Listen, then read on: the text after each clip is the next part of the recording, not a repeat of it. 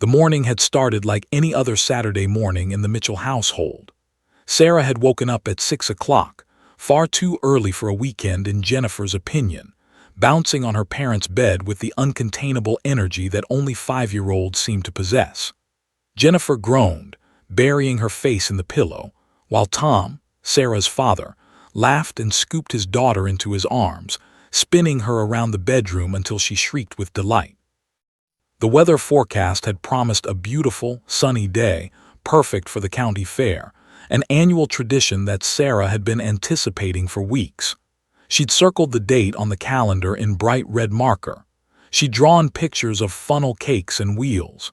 She'd talked incessantly about the animals, the games, the prizes. By 9 in the morning, Sarah was dressed in her favorite pink sundress, the one with the embroidered butterflies that Jennifer's mother had given her for her birthday. Her hair was pulled back with butterfly clips that matched perfectly. She wore her sneakers with the light-up soles, which flashed with every step. Tom had to work that Saturday, a frustrating obligation at the hospital where he worked as a radiologist, so it would be just Jennifer and Sarah at the fair. Jennifer didn't mind. In fact, she looked forward to one-on-one time with her daughter, those precious moments that seemed to disappear more and more as Sarah grew older and started school. The drive to the fairground took 40 minutes. Sarah spent the entire journey pressing her nose against the car window, watching the suburban landscape gradually give way to the rural outskirts where the fair was held annually. She sang along to songs on the radio, her small voice carrying off-key renditions of pop songs she'd learned at school. Jennifer found herself singing along too, caught up in her daughter's infectious enthusiasm. They talked about what games Sarah wanted to play, which animals she most wanted to see. Sarah was particularly interested in the petting zoo. She wanted to hold the baby rabbits and feed the goats. She also wanted to win a goldfish, though Jennifer gently reminded her that their apartment lease didn't allow pets. "But Mommy, I could keep it in a small bowl," Sarah had reasoned with the flawless logic of childhood. Jennifer had smiled and said they'd see. As they pulled into the fairground parking lot, Sarah's excitement reached fever pitch. The wheel was immediately visible, its massive structure rising against the brilliant blue sky like a steel monument to childhood wonder. The sounds hit them first, the distant music from the carousel, the roar of the roller coaster, the electronic beeps and buzzes of the game booths, the underlying hum of crowds and conversation. The smells came next, layer upon layer. The unmistakable aroma of fried foods, funnel cakes, corn dogs, French fries drowning in vinegar, mixed with the sweetness of cotton candy and caramel apples, all underscored by the earthy smell of the grounds themselves. The fairground was packed. It was the second Saturday in June, the official opening weekend, and families had turned out in droves.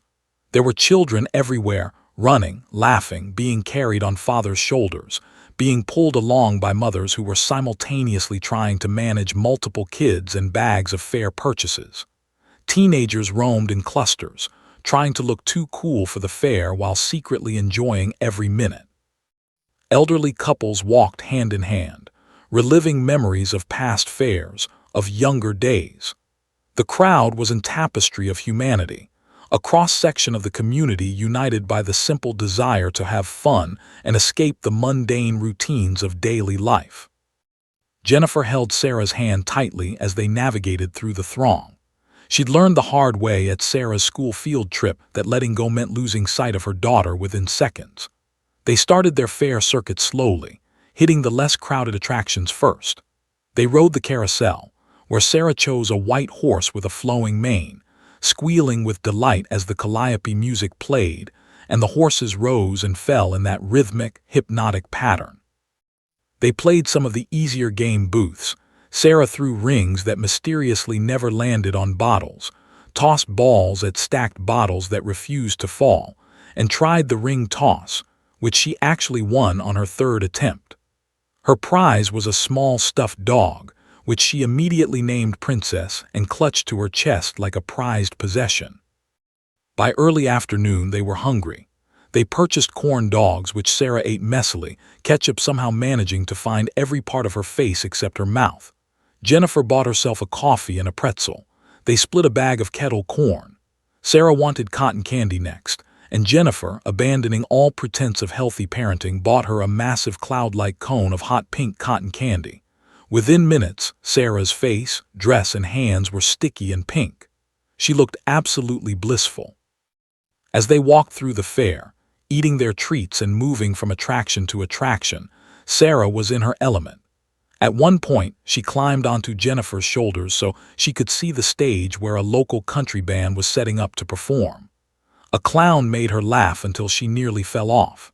A woman at a jewelry booth gave her a temporary tattoo of a butterfly, which Sarah insisted Jennifer place on her forehead immediately. Jennifer was exhausted and happy, watching her daughter experience pure, uncomplicated joy. These were the moments that made parenting worth every sleepless night, every worry, every sacrifice. By mid-afternoon, the sun was high and hot. They took a break in the shade of a large tent selling fair merchandise. Jennifer bought Sarah a fair t-shirt as a souvenir. It was slightly too large, but Sarah wore it over her dress immediately, rolling up the sleeves and beaming with pride at wearing it. They drank lemonade, and Sarah used the bathroom, always a production at public events, requiring Jennifer to navigate crowded facilities and struggle with her daughter in a small stall. As the afternoon wore on, they made their way through the different sections of the fairground. They watched people win oversized teddy bears at strength test games. They looked at the 4-H exhibits, where local kids displayed their prize-winning livestock and handmade crafts. Sarah was fascinated by the rabbits and guinea pigs in their cages. She pressed her face against the barriers, whispering to them, asking them questions. Jennifer took several photos, capturing these candid moments of her daughter's curiosity and tenderness. It was around 3:30 in the afternoon when they found themselves drifting toward the public safety demonstrations area. This section of the fairground featured displays and activities from local emergency services. The fire department had brought a truck for kids to explore. The paramedics were doing CPR demonstrations, and the police department had set up a K-9 unit demonstration. A small crowd had gathered to watch Officer and his partner, a German shepherd named Duke, going through their paces. Neither Jennifer nor Sarah had planned to stop here. They'd simply wandered in that direction. But as they approached, Sarah's eyes locked onto the impressive dog and she tugged on her mother's hand. "Mommy, can we watch the doggies?" she asked, her voice filled with longing. Jennifer, happy to rest her feet for a few minutes, agreed, and they positioned themselves at the edge of the gathering crowd, with Sarah pressing against her mother's leg to get a better view. Officer was explaining Duke's training and capabilities to the assembled crowd. He spoke with obvious pride about his canine partner, describing Duke's record of successful drug and bomb detection, his role in community outreach, and his importance to the police department. For Sarah, none of these details mattered. What mattered was that Duke was the most beautiful, impressive dog she'd ever seen. The dog's dark fur gleamed in the afternoon sunlight. His movements were fluid and controlled. His intelligence was evident in his alert eyes and the way he responded instantly to his handler's commands. Sarah watched in rapt fascination, unaware that her perspective on this moment and on Officer would soon change everything, not just for her, but for everyone present at the county fair that day. Officer had been working K-9 demonstrations at the county fair for the past 8 years. It was routine work, something he did annually without much thought, a way to introduce the community to the police department and to showcase Duke's training and capabilities. Was a veteran officer with 15 years of service under his belt. He'd seen things that would make most people's blood run cold. He'd responded to domestic violence calls, witnessed fatal accidents, apprehended dangerous criminals. He carried these experiences with him like scars, deep and permanent. But working with Duke had given him something his years in law enforcement had stripped away, a sense of purpose that transcended the darkness. Duke was more than a police dog. He was his partner, his companion, his reason for believing that there was still good in the world. That afternoon, stood beside Duke in the designated demonstration area, explaining the dog's training methodology to the gathered crowd of perhaps 50 people. Most were families with young children, exactly the demographic the department wanted to reach.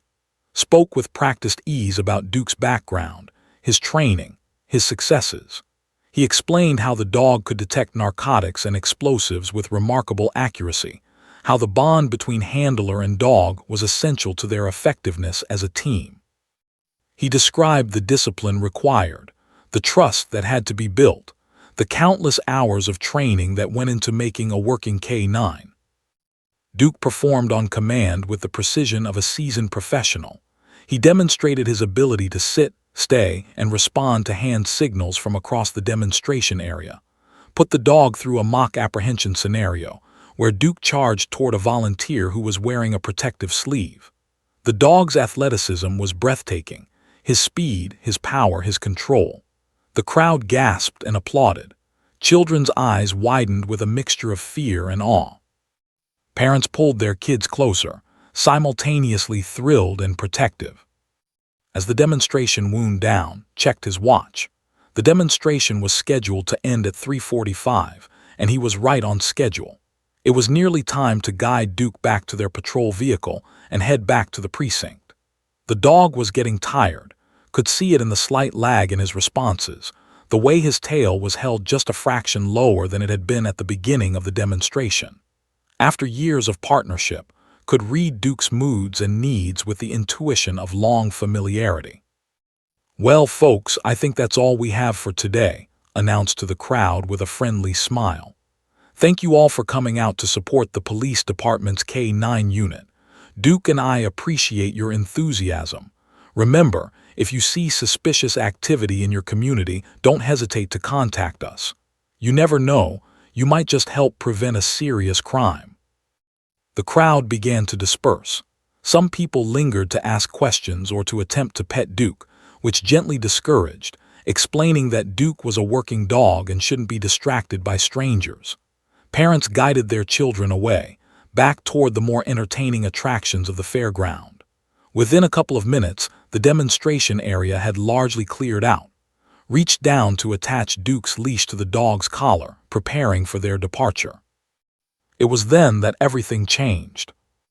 A small child suddenly broke free from her mother's grasp and bolted forward.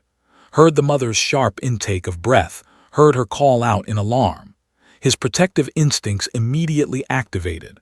A child running toward a working police dog was a safety hazard. His hand came up instinctively, ready to alert the child to stop, ready to position himself between the girl and Duke. But the child didn't rush toward Duke.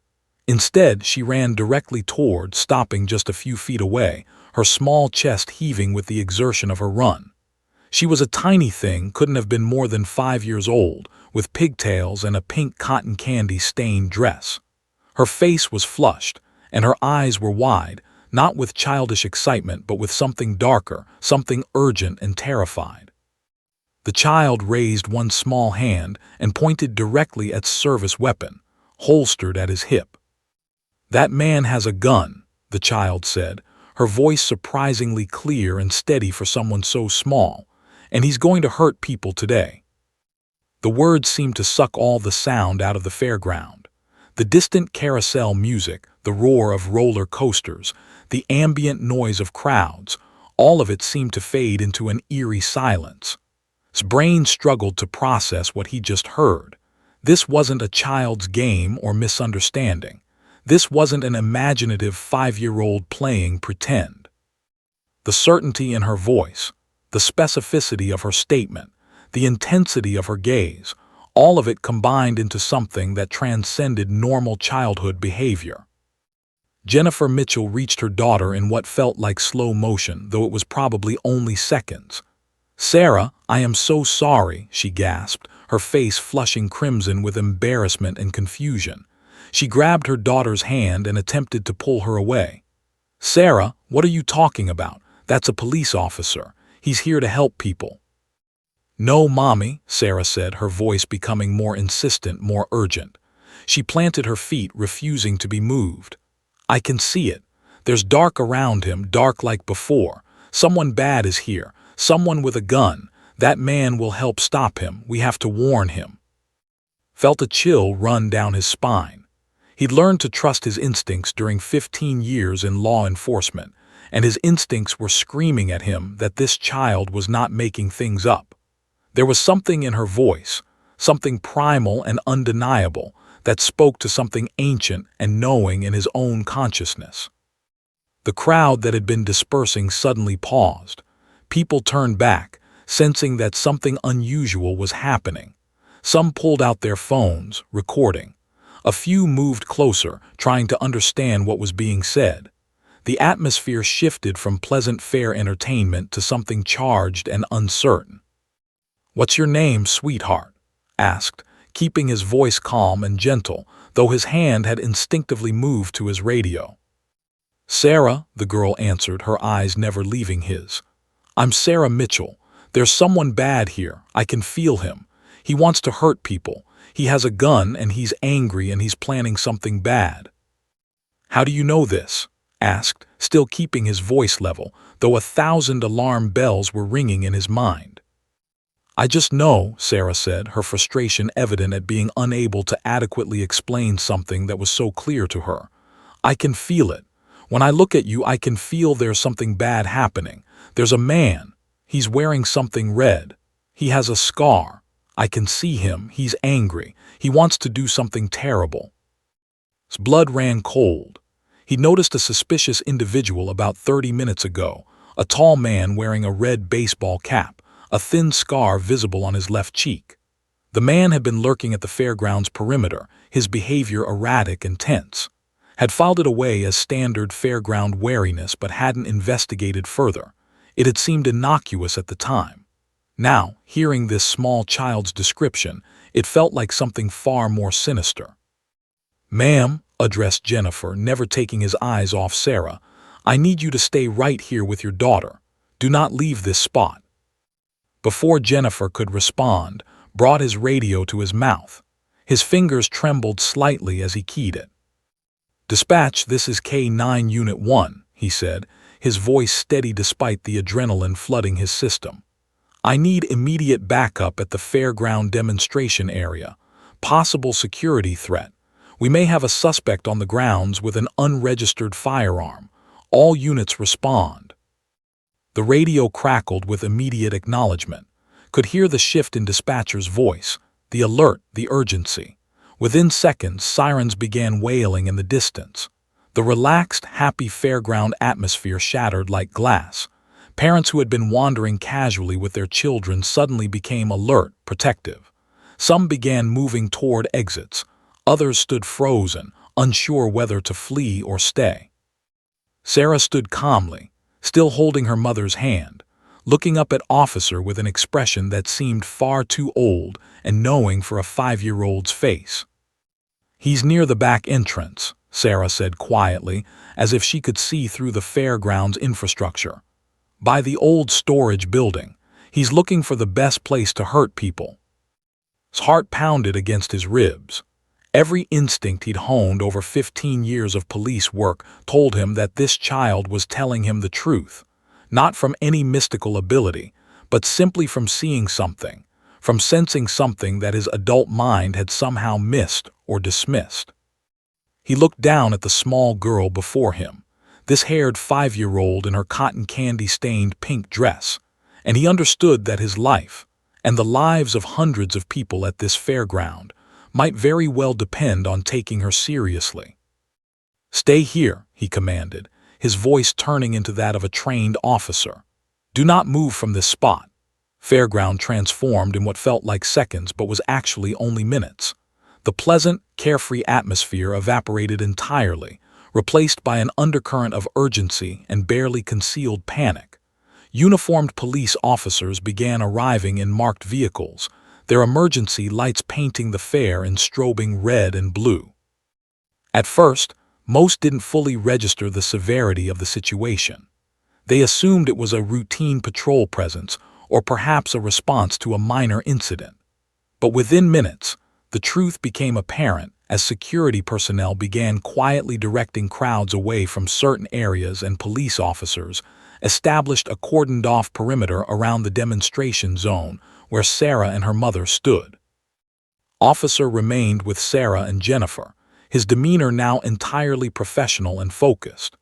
Duke sensed the shift in his handler's emotional state and pressed against leg, his canine instincts picking up on the tension and stress radiating from the people around him. Put a reassuring hand on Duke's head, grounding himself in the dog's solid presence even as his mind raced through tactical possibilities and emergency protocols. Officers are being dispatched to the rear entrance and surrounding the perimeter, explained to Jennifer, his voice low and calm despite the chaos building around them. He was deliberately keeping his tone measured, aware that Sarah was watching him intently. I need you and your daughter to remain exactly where you are. We'll have officers in the area, and I don't want anyone mistaking you for a threat. Jennifer nodded mutely, her arm wrapped protectively around Sarah, who stood completely still, her small face betraying none of the fear that would be natural for a child her age. It was unnerving, actually. The way Sarah seemed so composed, so certain, while the adults around her were increasingly agitated and uncertain. Within 10 minutes, additional units had arrived. Detectives coordinated with uniformed officers. A mobile command center began setting up near the parking area. The fair's security director was conferencing with police brass, providing facility layouts and access points. What had been a routine Saturday afternoon at the county fair had transformed into an active security operation. Fair management made the difficult decision to continue allowing people to enjoy the fair. Evacuating the grounds entirely might cause panic, but they quietly suggested that visitors might want to head home given the increased police presence. Officer was summoned to speak with Detective James Harrison, a veteran investigator with the police department. Detective Harrison was in his early 50s, with graying temples and the weathered look of someone who'd seen too much over too many years.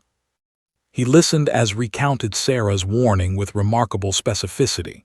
The red baseball cap, the scar on the left cheek, the description of someone angry and planning something terrible, and most crucially, Sarah's indication that the suspect had an unregistered firearm and was currently positioned near the storage buildings at the rear of the fairground. I'm not going to lie, Detective Harrison said, his voice carrying a mixture of skepticism and something else, a kind of desperate hope that there might be actual validity to this warning. This is unprecedented. We don't typically act on information from a 5-year-old child, especially information that's this specific. But your instincts have always been solid and something about what you're telling me. He trailed off, shaking his head. Have you gotten a better look at the girl? Does she seem delusional or confused? No, sir, replied firmly. She's remarkably clear and composed. Whatever she's experiencing, she's certain about it. And, sir, there was a male subject in a red baseball cap hanging around the periphery earlier. I noticed him, dismissed it as typical fairground wariness, but now that she's described him so specifically. Detective Harrison made a decision. We're going to pull surveillance footage from the parking lot and the perimeter cameras. We'll get a more complete picture of who's on the grounds. In the meantime, I'm deploying additional units to the storage area and the rear entrance. We're not going in hot or creating unnecessary alarm, but we're going to be very present and very visible. The next 15 minutes felt suspended in time. Officers discreetly moved into position around the fairgrounds perimeter. Security guards at gates were alerted to deny entry to anyone they hadn't already seen inside the fair. Surveillance footage from the parking lot was being hastily reviewed on mobile tablets and laptops in the command center. Sarah remained calm and still, occasionally squeezing her mother's hand, but otherwise showing no visible signs of distress. Then the radio crackled with urgent communication. We have visual on a suspect matching the description, an officer reported. Male, approximately 6'2", red baseball cap, scar visible on left cheek, currently attempting to breach the service gate at the rear entrance. He's carrying something in a duffel bag, appears agitated. Detective Harrison's face hardened. All units move in. Weapons drawn. I repeat, weapons drawn. Suspect appears to be armed and dangerous. Do not, I repeat, do not allow him to proceed further into the fairground. What happened next was a coordinated display of law enforcement precision. Officers converged on the location from multiple angles, their movements coordinated and practiced. The suspect, later identified as Harrison, no relation to Detective Harrison, which would create its own complications, later suddenly realized he was surrounded. For a moment, it seemed he might resist. He reached into his duffel bag, and multiple officers shouted commands. Hands where we can see them, now. Get down on the ground, now. For a terrifying second, it seemed like the situation might escalate into violence. But Harrison, faced with the overwhelming reality of his arrest, suddenly deflated. His hands emerged from the duffel bag empty. He dropped to the ground, and within seconds he was cuffed and secured. Officers carefully searched the duffel bag. What they found made Detective Harrison's skin crawl. An unregistered 9 handgun fully loaded with 17 rounds in the magazine, plus 3 additional loaded magazines totaling 51 additional rounds of ammunition. In the truck that had been parked outside the fairground perimeter, officers discovered ammunition boxes, detailed maps of the fairground with the children's play area circled in red, and a journal filled with increasingly violent rhetoric and specific plans for cleansing the institution of its corrupted values. Social media records that would be retrieved later would show Harrison's increasingly erratic posts over the past 6 months, violent fantasies, conspiracy theories, and specific threats against the fairground and the community's families. The timeline would eventually reveal that he'd been planning this attack for months. That afternoon at the fair had been his target date. Detective Harrison personally walked over to where Sarah and Jennifer stood, still cordoned off in the demonstration area. His expression was a mixture of relief, gratitude, and something that looked almost like awe. "Young lady," he said, kneeling down to eye level with Sarah, his voice unsteady with emotion. "I don't know how you knew what you knew, but you've just saved a lot of lives today. A lot of families' lives." Sarah simply nodded, as if she'd expected nothing less, her eyes reflecting a wisdom that seemed impossible in a 5-year-old. Jennifer stood frozen, her mind struggling to process what had just happened, what her daughter had just prevented, what this meant about the abilities her child possessed. The immediate crisis was over. Harrison was in custody. The fairground, though shaken, was secured. But the real questions, the ones that would ripple through the next days, weeks, and months, were only just beginning to emerge. How had a 5-year-old child known about an armed threat that multiple trained adults had somehow missed? What kind of ability did Sarah possess? And perhaps most disturbingly, if this had happened once, could it happen again? Officer stood with Duke pressed against his leg, watching as additional officers secured the perimeter and began the process of collecting evidence. He thought about what Sarah had said, that she could feel the dark presence, that she could sense the danger. In his 15 years of police work, had learned that intuition was often just pattern recognition and observation operating below the level of conscious thought. But this seemed to transcend simple intuition into something far more profound and inexplicable. As the afternoon wore on and the full scope of what had been prevented became clear, one thing was certain: the county fair, and the Mitchell family, and Officer and Duke, and indeed the entire community would never be quite the same again. The police station interview room was deliberately designed to be non-threatening. Soft lighting, pastel walls, a small table with child-sized chairs. It was supposed to feel safe, welcoming, a place where traumatized or distressed children could speak freely without the intimidation factor of an adult interrogation room. But to Jennifer Mitchell sitting in one of those small chairs beside her daughter, it felt clinical and sterile, like they were subjects in some kind of experiment rather than witnesses to a miraculous prevention of tragedy. Sarah swung her legs gently, her feet not quite touching the floor, looking remarkably composed for a 5-year-old who had just spent the past 3 hours being processed through a police station. Her pink cotton candy-stained dress was now covered by a police department t-shirt that hung on her tiny frame like a dress. She'd refused to change into anything else, insisting on keeping the fair shirt as a memento, so they'd simply layered the police shirt over it. The effect was somewhat comical, which made the surreal nature of the situation somehow even more unsettling. Dr. Foster, a child psychologist brought in by the police department specifically to assess Sarah's mental state and credibility, sat across from them. Dr. Foster was in her early 40s, with kind eyes behind wire-rimmed glasses and the calm demeanor of someone who'd worked with traumatized children for over a decade. She had a notebook in front of her, but she wasn't writing constantly. She knew from experience that note-taking could make children feel scrutinized or judged. Instead, she asked gentle questions and allowed Sarah to talk at her own pace. "Sarah," Dr. Foster began, her voice soft and encouraging, "I want to understand how you knew about the man with the gun. Can you tell me what you felt?" Sarah was quiet for a long moment, her small brow furrowing as she concentrated on articulating something that seemed to exist beyond the reach of normal language. "It was like when you know someone is looking at you even when you're not looking at them," she said finally, her 5-year-old vocabulary struggling against the weight of what she was trying to describe. "But more. There was dark around him.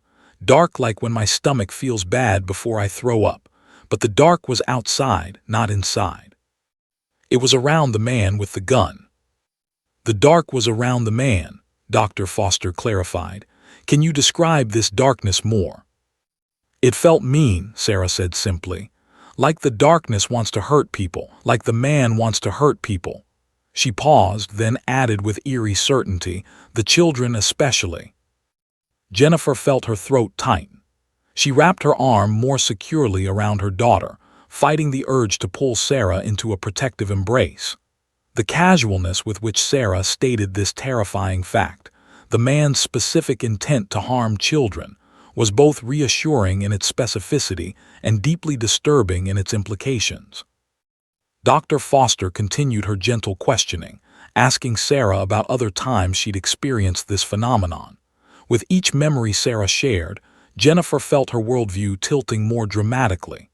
The incident 3 years ago when Sarah had begged her grandmother not to go anywhere that day, that had been the drunk driver. Jennifer had dismissed it as coincidence, childhood intuition, lucky guessing. But now, hearing it articulated again in this clinical setting, with a trained psychologist carefully documenting every word, it took on new weight and significance. There was the time Sarah insisted her father call an ambulance. Tom had been suffering from what he assumed was severe indigestion, but the paramedics had found a life-threatening appendiceal infection. Tom would have died if they'd waited much longer. He'd hugged Sarah and thanked her, but they'd all treated it like a funny story rather than evidence of something extraordinary. There was the incident with her babysitter, Maria. Sarah had told her mother that Maria was very sick inside, even though Maria showed no symptoms. Jennifer had almost ignored it, but something in Sarah's insistence made her contact Maria's apartment. Maria was discovered in the early stages of pneumonia, severe enough that the delay of another day or two could have resulted in hospitalization or worse. As Dr. Foster documented these incidents, she occasionally made notes, her professional expression remaining carefully neutral. But Jennifer could see the shift in the psychologist's eyes. The moment when skepticism gave way to genuine puzzlement, when the default assumption that children were unreliable narrators began to crumble against the weight of specific, verifiable evidence. "Sarah," Dr. Foster asked carefully, "have you ever been wrong about these feelings?" Sarah considered this seriously, her young face thoughtful. "Sometimes," she admitted. "Sometimes the dark is around people but they don't do bad things. Sometimes the dark goes away. Sometimes I'm not sure if I'm feeling dark or if I'm just scared." This answer seemed to carry more weight with Dr. Foster than agreement would have. The fact that Sarah could acknowledge uncertainty and variation in her experiences suggested she wasn't simply confabulating or seeking attention. A child making things up for attention would likely claim perfect accuracy. Sarah's willingness to admit error and confusion was far more credible. After 40 minutes of careful questioning, Dr. Foster excused herself to consult with Detective Harrison in an observation room. Jennifer and Sarah sat together in the small interview room, waiting. Sarah leaned her head against her mother's chest, suddenly seeming like a 5-year-old again, tired, emotionally drained by all the questioning and attention. "Mommy, am I in trouble?" Sarah asked quietly. "No, baby," Jennifer assured her, pressing a kiss to her daughter's hair. "You're not in trouble, you helped people. You did a good thing." "Will people be scared of me now?" Sarah asked. And in that simple question, Jennifer heard the profound vulnerability of a child beginning to understand that being different often meant being feared or misunderstood. "I don't know," Jennifer answered with brutal honesty, because she'd learned long ago that Sarah seemed to respond better to truth than comforting lies. Some people might be scared, some people might not understand, but the important people who love you, they know you did the right thing. 20 minutes later, Detective Harrison and Dr. Foster met with Jennifer in a separate office, leaving Sarah in the care of a victim advocate who was making her hot chocolate and showing her a collection of therapy dogs brought in specifically for child comfort. Detective Harrison looked exhausted, his tie loosened, and his eyes carrying the weight of a man grappling with something that his years of investigative training and logic. "Ms. Mitchell," Detective Harrison began, "I'm going to be frank with you. We've your daughter's account against the physical evidence we recovered from Harrison's vehicle and person.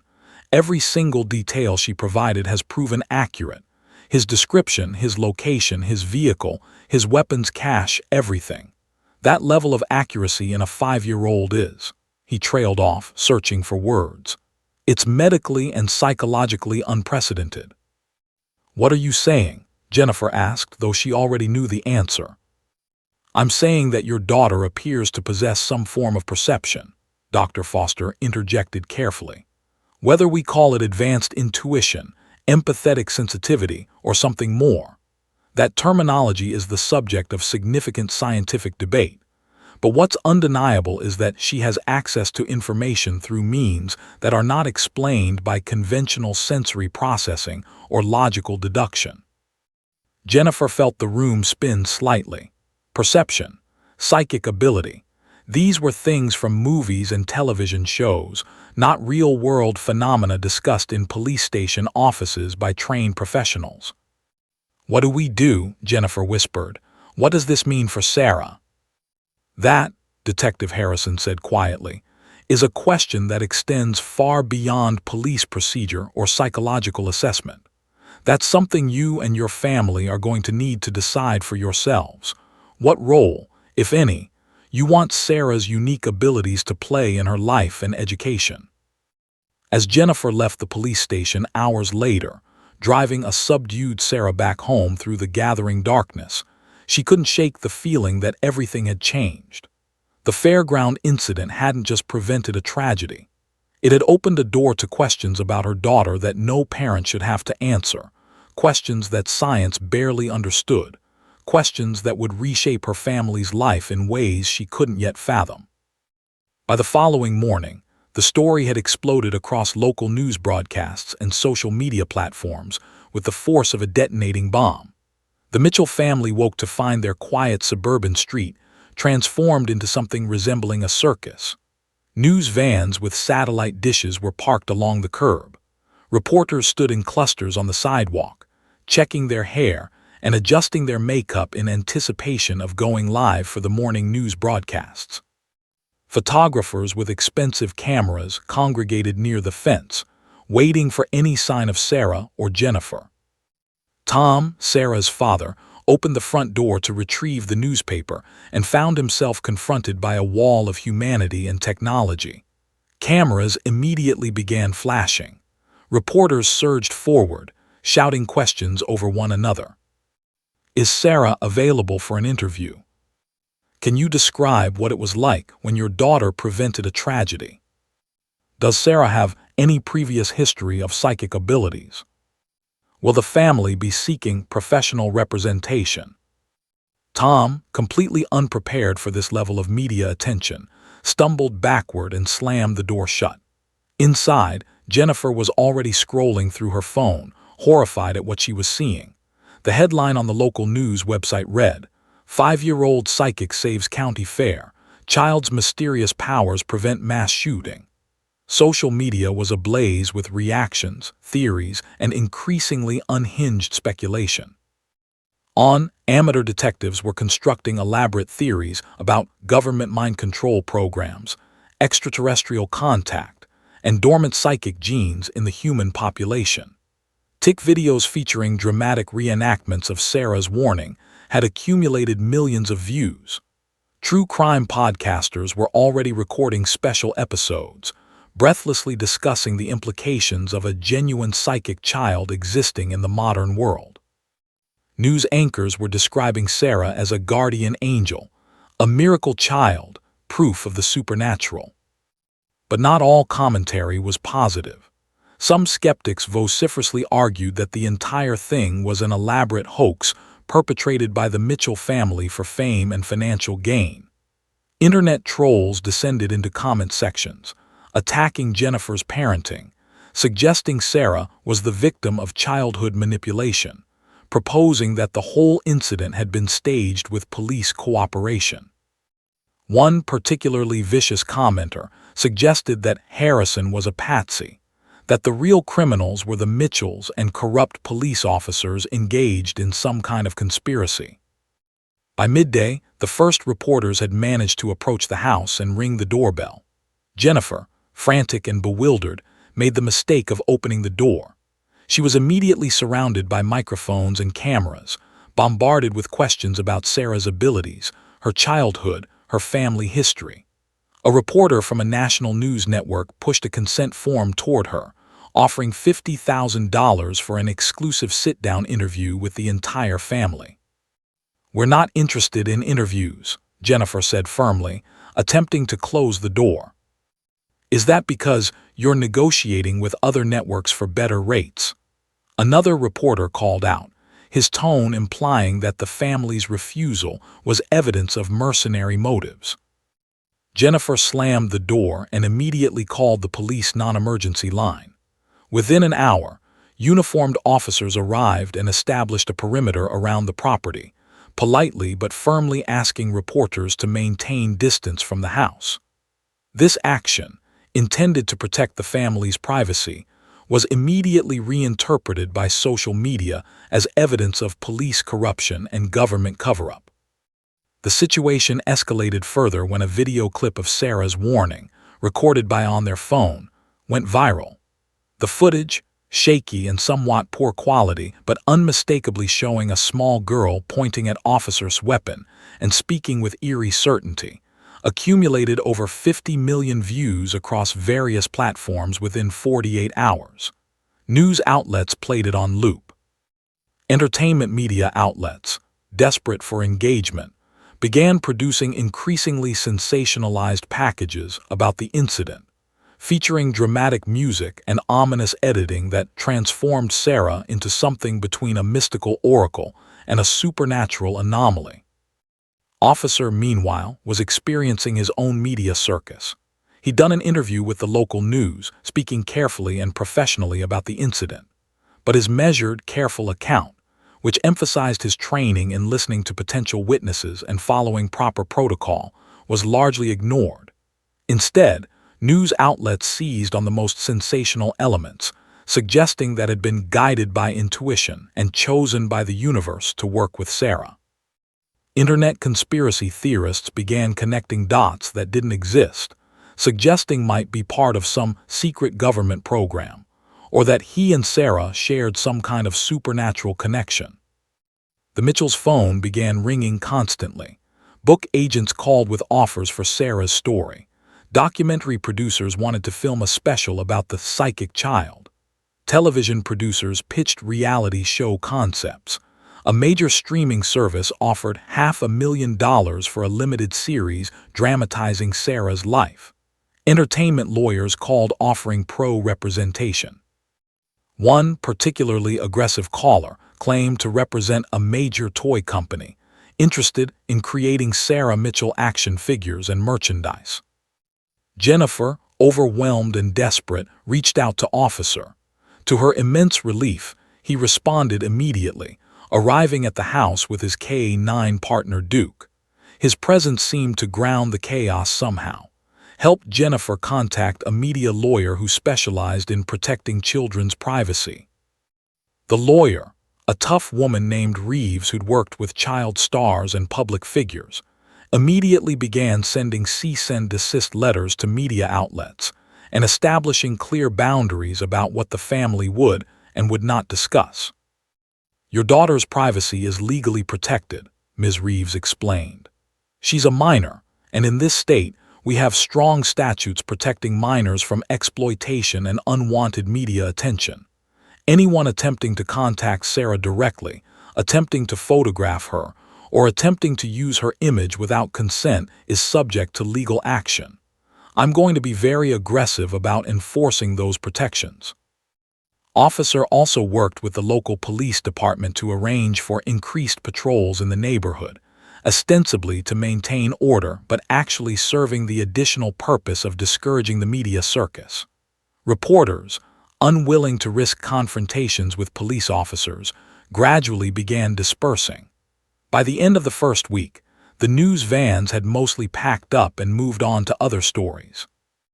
The social media attention continued, but it had shifted to the broader narrative, Harrison's trial, the broader implications of a genuine psychic ability existing in the world, theoretical discussions about whether such abilities were scientifically possible. But the damage to the Mitchell family's sense of normalcy was profound and lasting. Sarah, once an ordinary 5-year-old who attended preschool and played with neighborhood children, had become a public figure whether she or her family wanted it or not. Her face was permanently embedded in internet search results. Her name was linked forever to words like psychic, supernatural, and miracle. She couldn't walk through a grocery store without people recognizing her and wanting to talk to her about her abilities. At school, Sarah's situation became complicated. The preschool administration, overwhelmed with inquiries from parents wanting to enroll their children in the same classroom as the psychic child, eventually and diplomatically suggested that perhaps the Mitchell family might want to consider homeschooling or private education. The implication was clear. Sarah's presence was causing disruption and attracting unwanted attention to the institution. Jennifer sat in her car after that final meeting with the school administrator, tears streaming down her face, gripping the steering wheel with white knuckles. Her 5-year-old daughter had saved lives. She had prevented a tragedy, and for that act of heroism, she was being punished with isolation, ostracism, and the loss of normal childhood experiences. "This isn't fair," Jennifer whispered to the empty car, though she knew that fairness had nothing to do with it. Life had simply shifted into a new reality where her daughter was no longer allowed to be simply a child. She was now permanently and irrevocably defined by her extraordinary abilities, a definition that no 5-year-old should have to carry. 6 months after the county fair incident, Sarah Mitchell sat at her kitchen table working on a math worksheet while her mother prepared lunch. From the outside, it looked like any other ordinary Tuesday afternoon in a suburban home, but the reality was far more complicated. Sarah no longer attended traditional school. Instead, Jennifer had arranged for a homeschool curriculum, hiring a tutor twice a week to cover academics while maintaining Sarah's education at home, away from the relentless scrutiny that had made conventional schooling impossible. The isolation was profound. Sarah's former preschool classmates had moved on to kindergarten without her. The neighborhood children who'd once invited her to play had stopped coming around, either because their parents were uncomfortable with Sarah's notoriety or because Sarah herself had become reluctant to interact with peers who treated her differently. some with awe, others with suspicion or fear. Sarah had learned, at the tender age of 5, what it meant to be fundamentally different from everyone around her. But something else had happened during those 6 months of imposed isolation. Sarah had continued to experience her intuitive episodes, and Jennifer had begun meticulously documenting them. She'd created a leather-bound journal, filling page after page with dates, descriptions of Sarah's warnings, and the eventual outcomes. She'd become obsessed with understanding the pattern, with trying to quantify something that seemed to exist beyond quantification. The statistics were astonishing.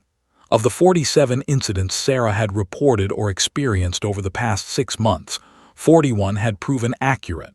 That was an 87% accuracy rate, far beyond what statistical probability would suggest. Sarah had sensed illness in family friends before symptoms appeared. She'd warned about unsafe situations.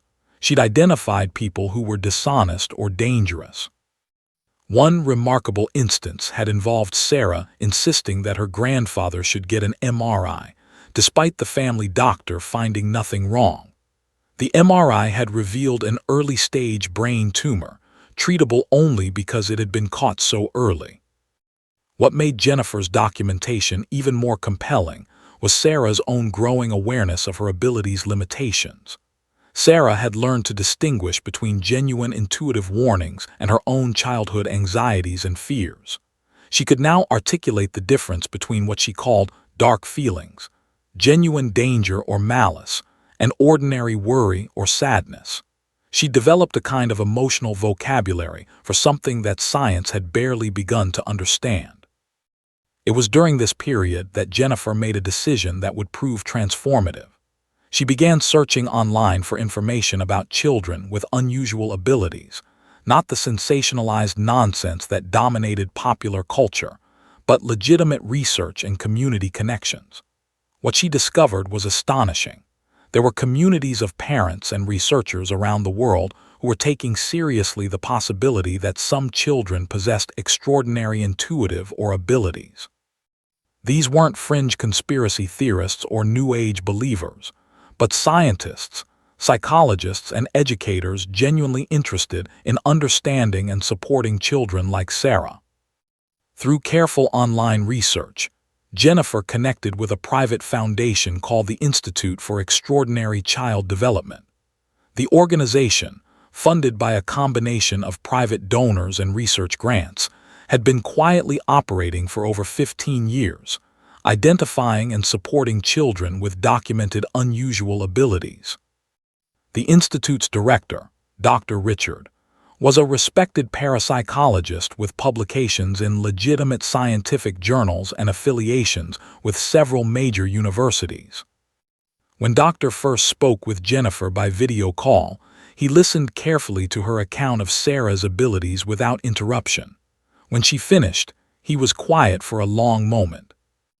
"Ms. Mitchell," he said carefully, "what you're describing is remarkably consistent with what we call a form of direct knowing that bypasses normal sensory processing. It's documented in research dating back decades, though mainstream psychology has largely dismissed it as coincidence or pattern recognition. But your daughter's accuracy rate, combined with her own increasing self-awareness about the phenomenon, suggests something genuine and extraordinary." "What should we do?" Jennifer asked desperately. "How do we help her? How do we keep her safe and normal while acknowledging that she's anything but normal?" "The first thing you should know," Doctor replied, "is that your daughter is not alone. We're aware of approximately 200 children worldwide with documented abilities similar to Sarah's.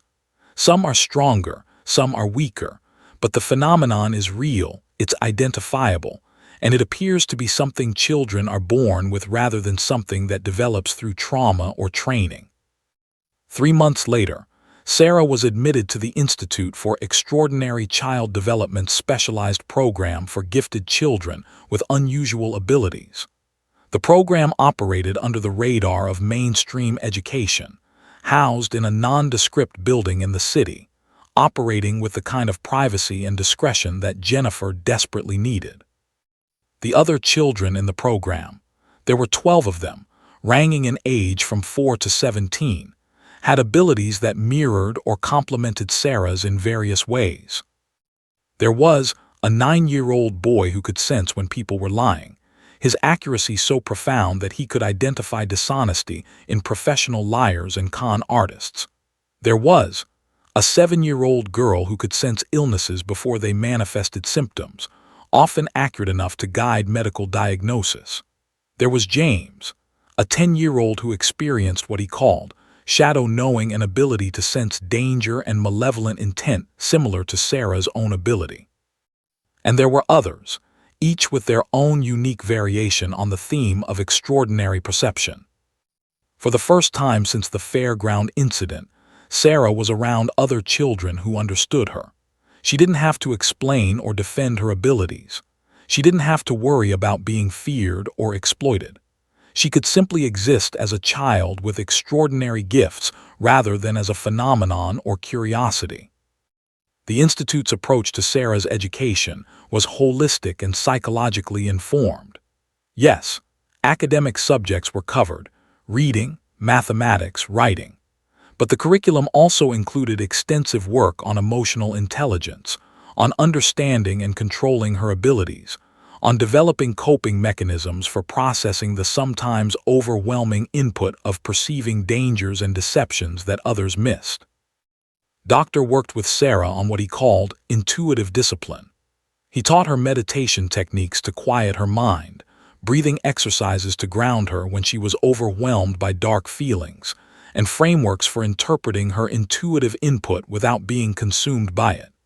He helped her understand that her ability didn't make her responsible for saving everyone, that she couldn't, and shouldn't try to, prevent every bad thing that might happen. "Your gift is not a burden to carry," Doctor explained during one session, speaking to Sarah with the kind of respectful directness he used with all his students. "It's a tool. Tools can be used wisely or foolishly.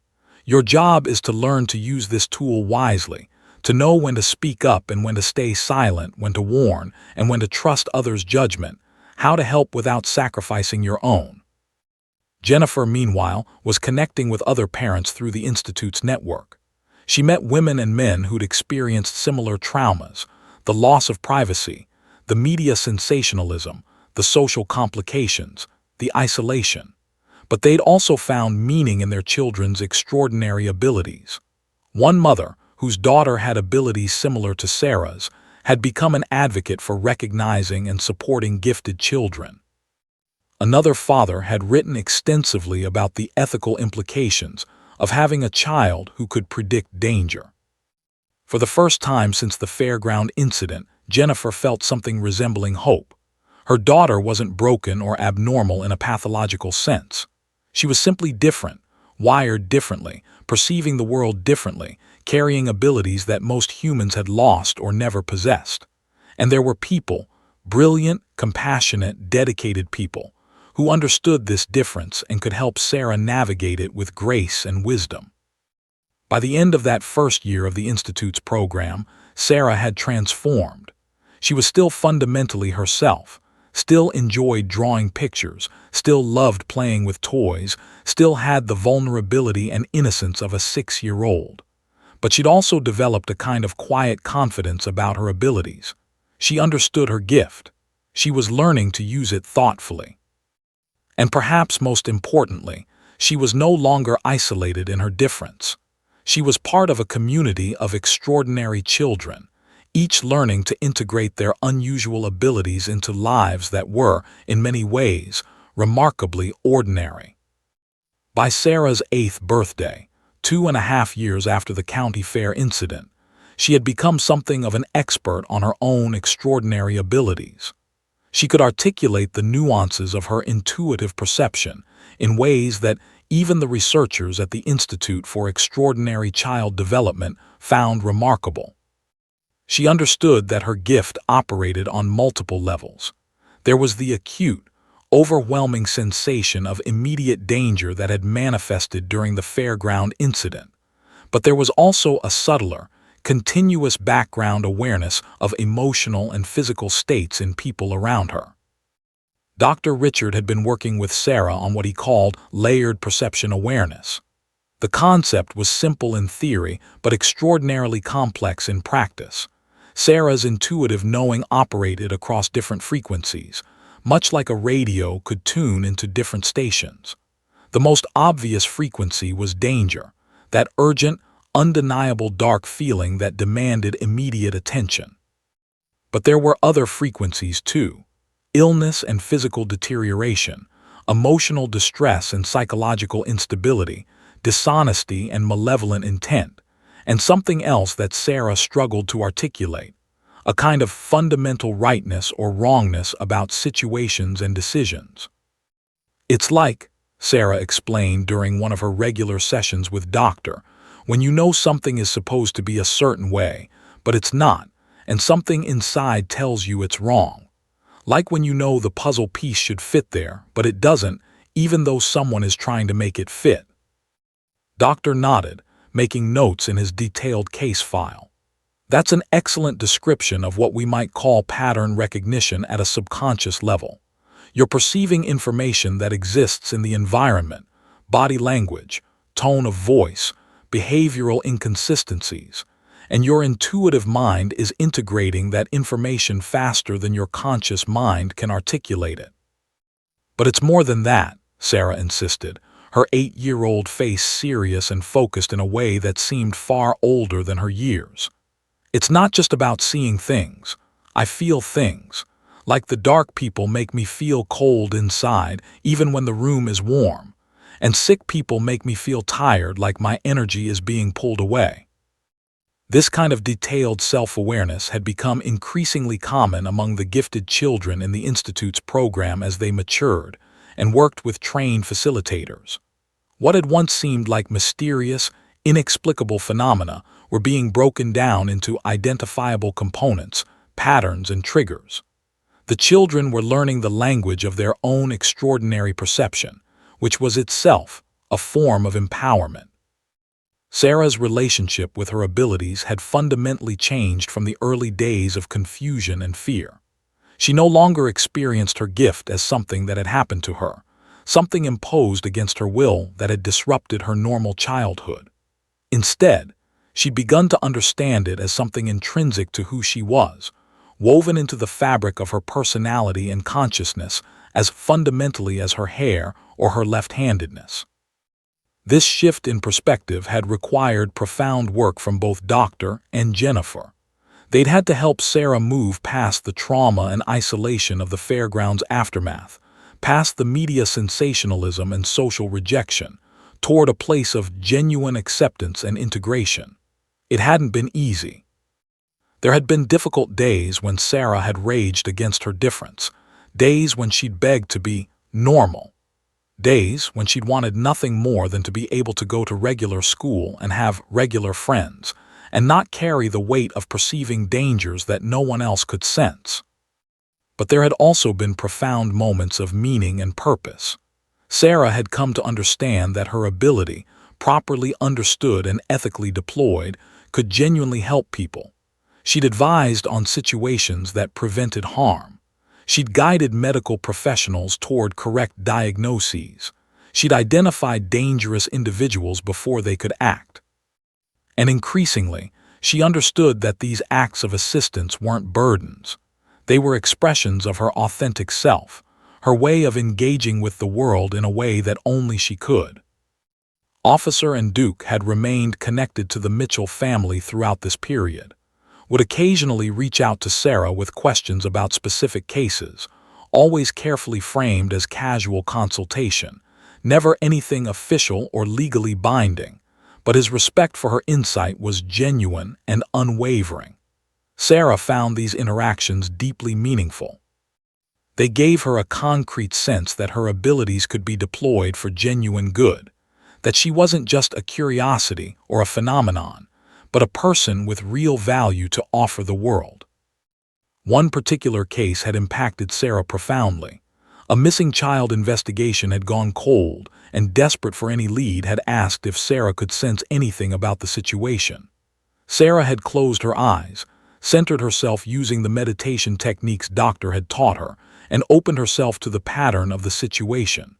She'd sensed a darkness, a wrongness, but she'd also sensed something else, a thread of connection, a place that felt significant. She described a location too, a warehouse by the railroad tracks with a distinctive broken window. When police investigated that location, they found the missing child, alive but traumatized, held by a perpetrator who matched the danger profile Sarah had sensed. The child had been recovered safely. The perpetrator had been apprehended, and Sarah had learned something profound about the real-world application of her abilities. But she'd also learned about the weight of responsibility, about what it meant to carry information that others depended on, about the pressure of knowing that lives hung in the balance of her perception and communication. It was a difficult lesson for an 8-year-old, but Doctor had helped her process it, not dismissing the weight, but contextualizing it, helping her understand that she could contribute meaningfully without being responsible for outcomes entirely beyond her control. The Institute had also helped Sarah understand the scientific framework around her abilities. She'd learned about quantum entanglement, about the research into consciousness and perception, about the documented cases of intuitive knowing that existed across cultures and throughout history. She understood that what she possessed wasn't supernatural or magical. It was simply a form of perception that operated differently from the 5 conventional senses. It was extraordinary, yes, but it wasn't impossible or inexplicable. It was simply not yet fully understood by mainstream science. Doctor had introduced Sarah to the concept of intuitive ethics, the idea that possessing an extraordinary ability came with certain ethical obligations. Not burdensome obligations that would crush her or steal her childhood, but thoughtful considerations about how and when to deploy her gift. They discussed scenarios together. Should she warn about every potential danger, or only those where she could genuinely make a difference? How could she help without becoming known as the psychic child again? How could she build a life that incorporated her abilities, without being defined entirely by them? Sarah's answer to this last question had become increasingly sophisticated. She wanted to find a way to help people, but she wanted to do it privately, without public attention. She thought maybe she wanted to become a counselor or a therapist, someone who worked one-on-one with people in crisis. Or perhaps a detective, working with law enforcement but not as a media spectacle. Or maybe a doctor, using her ability to sense illness to complement conventional medical diagnosis. The possibilities seemed infinite when her extraordinary ability was viewed not as a curse or a burden, but as a tool, one among many tools, that she could bring to bear on meaningful work. What Sarah had fundamentally come to understand was that her gift wasn't about being special or superior. It was about being different in a way that came with both advantages and challenges. She was learning to navigate that difference with grace, to understand her own abilities with clarity, and to envision a future in which those abilities could be integrated into a life of authentic meaning and purpose. By her 8th birthday, Sarah Mitchell had moved from being a child defined by a single extraordinary moment at a county fair to becoming a young person learning to consciously integrate her extraordinary abilities into a coherent sense of self. The journey had been difficult, often painful, but it had also been transformative.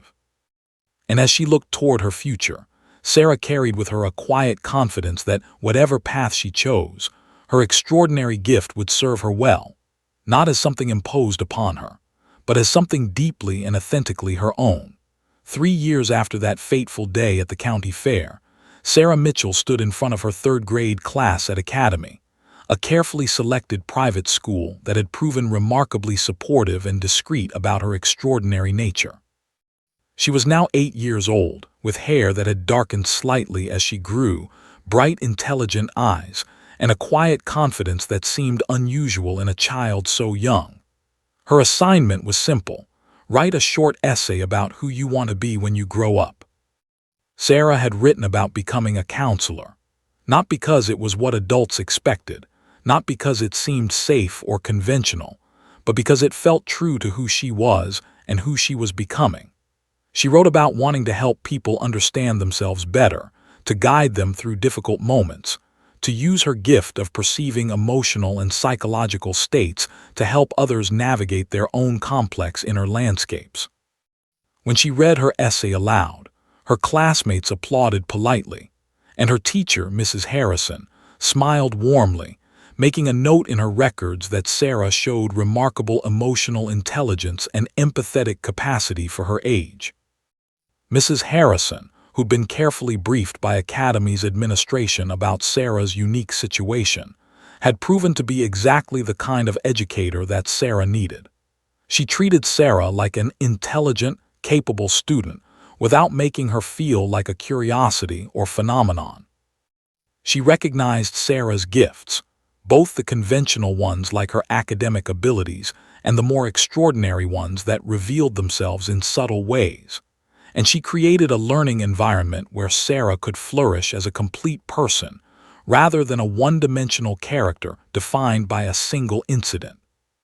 Academy had been Jennifer's solution to the impossible challenge of finding appropriate educational space for an extraordinary child. The school served academically advanced and creatively gifted students, drawing from families who understood that children developed at different rates and possessed different gifts. Several other students had unusual abilities or exceptional talents that set them apart from mainstream peers. There was a boy with profound mathematical abilities who was already studying calculus in elementary school.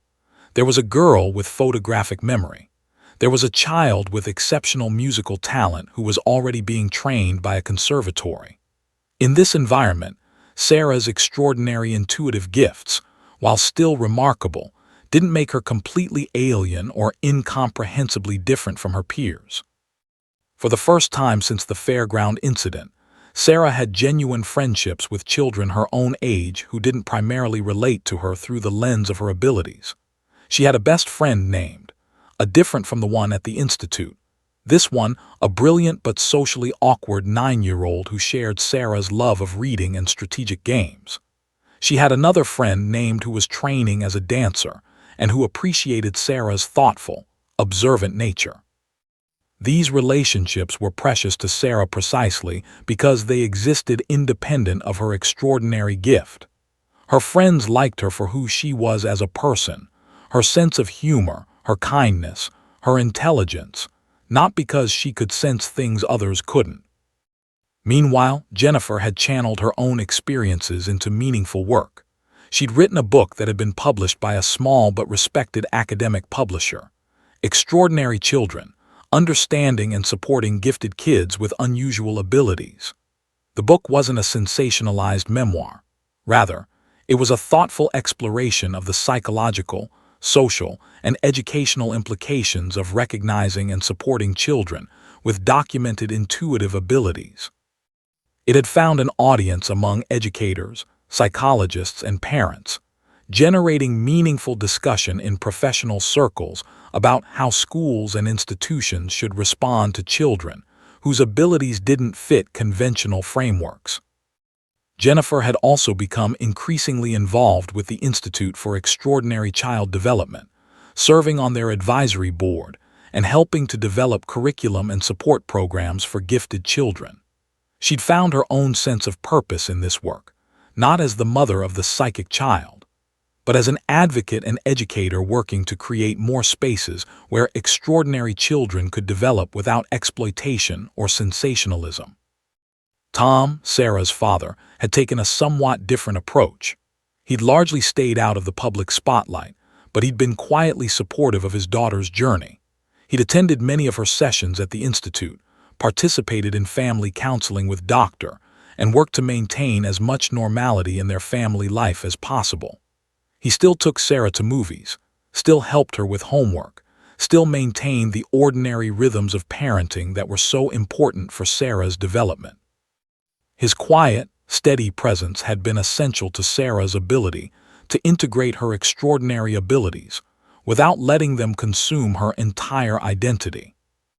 Officer and Duke had also remained part of Sarah's life, though their involvement had evolved. Had retired from active police duty 2 years earlier and he'd taken a position with the police department's training division, where he'd pioneered new protocols for non-conventional information gathering and intuitive intelligence. He'd never explicitly acknowledged Sarah's role in his work, but it was clear that his respect for the power of intuitive knowing, the kind that extended beyond conventional sensory data, had fundamentally transformed how he thought about investigation and intelligence gathering. Sarah occasionally consulted with on cases, but far less frequently than in the immediate aftermath of the Fairground incident. She'd learned to be selective about when she deployed her abilities in this way, understanding that overuse could lead to burnout and that not every situation required her intervention. This restraint, this thoughtful discernment about when to use her gift, was perhaps the most important maturation Sarah had. By age 10, Sarah had also begun to articulate her own personal code of ethics around her abilities. She would help in situations where lives were genuinely at stake or where significant harm could be prevented. She would assist medical professionals when her perception could aid diagnosis. She would guide people seeking her advice, but only when they actively requested it. She would not use her abilities for personal gain or competitive advantage. She would maintain strict privacy about her gift, declining media attention or public recognition. These principles, which she developed with doctors' guidance but which were fundamentally her own, had become the framework through which she made decisions about deploying her extraordinary abilities. What was perhaps most remarkable about Sarah's journey was how thoroughly she'd managed to reclaim her childhood. She played with friends. She had favorite books and movies.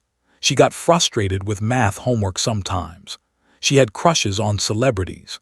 She experienced the full spectrum of childhood emotions and experiences. Her extraordinary gift had been woven into her identity, but it no longer defined her entirely. She was a person who happened to possess extraordinary abilities, rather than a living embodiment of those abilities. The incident at the county fair had faded from current media attention, though it lived on in internet archives and true crime podcasts. Harrison remained incarcerated, his attempted attack a permanent scar on the community's collective memory.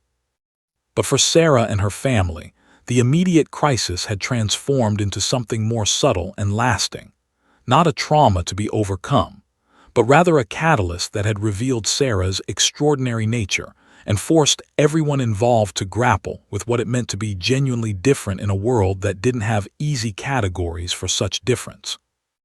As Sarah approached her teenage years, the full implications of her gift were still unfolding. She didn't yet know whether her abilities would remain constant, intensify, or evolve in unexpected directions as she matured. She didn't know whether she would become famous again or remain quietly extraordinary.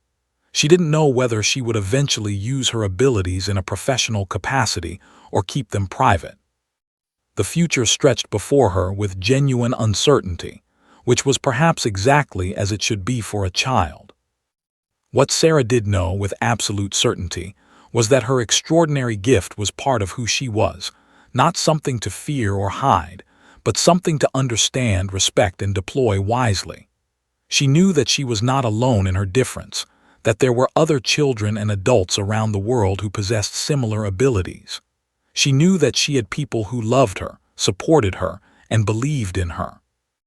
And she knew that whatever her future held, her remarkable intuitive abilities would play some role in it, guiding her, informing her decisions, and helping her navigate a world that had already proven far more complex and extraordinary than most people imagined. The story of the little girl who pointed at a K-9 officer and prevented a tragedy had become, ultimately, not a story about extraordinary coincidence or supernatural intervention, but rather a deeply human story about how a child with genuine extraordinary abilities could learn to integrate those abilities into a life that was, in its way, beautifully and meaningfully ordinary.